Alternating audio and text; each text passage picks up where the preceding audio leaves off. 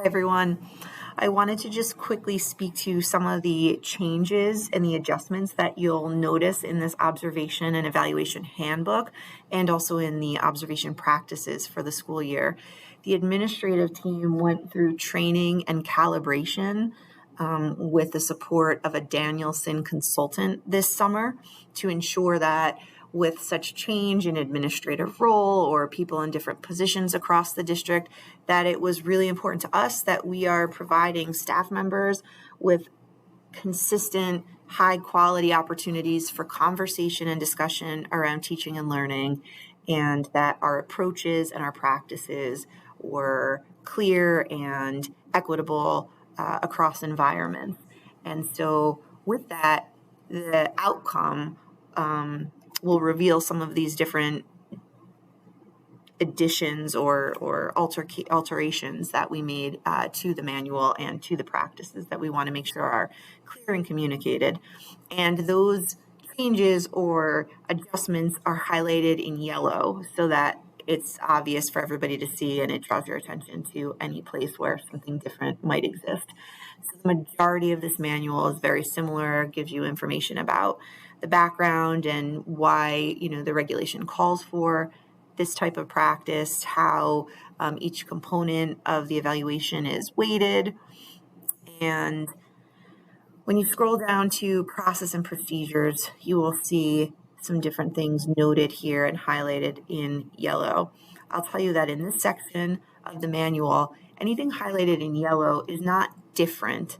It's just an attempt to make these practices crystal clear across staff who are utilizing this manual, but also across administrators who are utilizing this manual. So nothing is new, different, changed, or added. You still, for your non-tenured staff members, have a minimum of 3 observations, where for tenured you have a minimum of 2. You still have your pre and post conversations that are documented based on your announced or unannounced observations. There's just been some clarity added. So language, for example, like the first observation will be announced. That was a practice that we followed, but that was never documented anywhere. So while in this area and this section of the handbook, none of this information is new, it may be included for the first time just to be even more clear and specific about practices so that regardless of who's using the handbook, again, we all have a consistent and collective understanding, shared understanding about our approach. There is a new section right here added, this section evidence, and it's less of a addition for, it's evidence is always something that you collect when you are conducting an observation or evaluation, and that evidence is then mapped to the rubric to be able to elicit a score.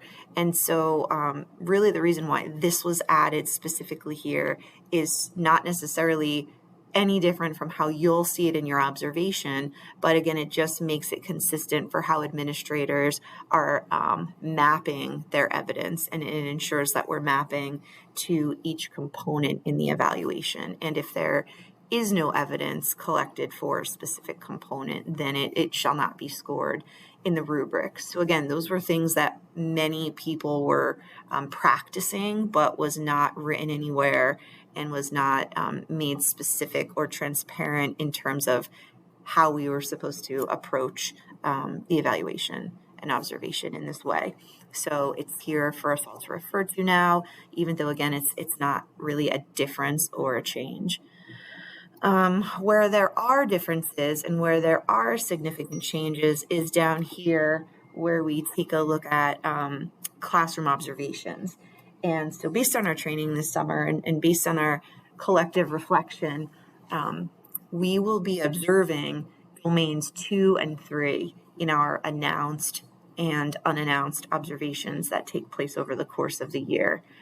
Domain 1 is being moved to the summative evaluation, and it makes a lot more sense to do it that way because domain 1 is not something that is easy to see or observe. It's something that we can talk about in a pre-conference. It's something that can be reviewed when looking at lesson plans, but there are so many specific items that have to be scored and evaluated in domain 1 that it seems more adequately placed in the summative evaluation, where teachers have a chance to reflect and provide feedback on how they achieve some of these things that may be unseen during an observation.